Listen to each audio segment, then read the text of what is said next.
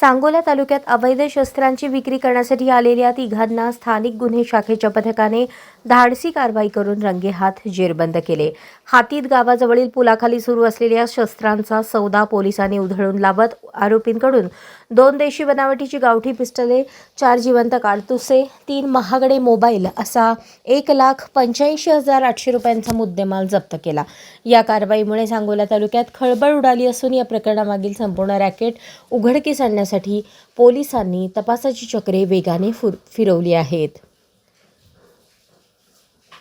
पोलिसांना मिळालेल्या गोपनीय माहितीनुसार स्थानिक गुन्हे शाखेचे सहाय्यक पोलीस निरीक्षक विजय शिंदे, सहाय्यक पोलीस निरीक्षक Amit Babar, police head constable Ravi Mane, police head constable Dashrath Gore, police head constable Rathod, police constable Anwar Attar, Suraj Ramgude, Manoj Rathod, चालक पोलीस शिपाई आशुतोष जाधव, कॉन्स्टेबल शिवलिंगय्या स्वामी कार्यालयात हजर होते। त्यावेळेस पोलीस निरीक्षक संजय जगताप यांनी सहाय्यक पोलीस निरीक्षक विजय शिंदे आणि अमित बाबर यांना कळवले की अवधूत केंगार आणि त्यांच्यासोबत 2 साथीदार सांगोला मिरज जाणाऱ्या महामार्गावर हातीत गावच्या ब्रिजखाली देशी बनावटीचे पिस्टल आणि राऊंड सोबत बाळगून त्याची विक्री करणार आहेत।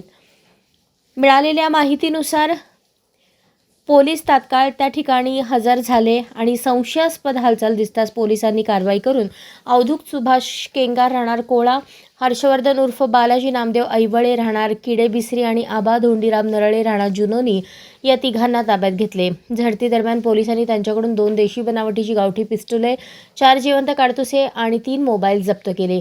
या सर्व मुद्देमालाची किंमत 1,85,800 इतकी आहे।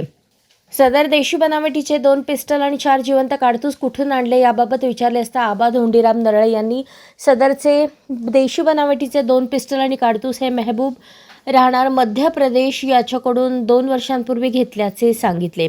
प्राथमिक तपासात आरोपींकडे कोणत्याच प्रकारचा वैध शस्त्र परवाना नसल्याचे स्पष्ट झाले। तसेच ते बेकायदेशीरपणे शस्त्रांचा ताबा ठेवून त्यांच्या विक्रीच्या तयारीत असल्याचे समोर आले।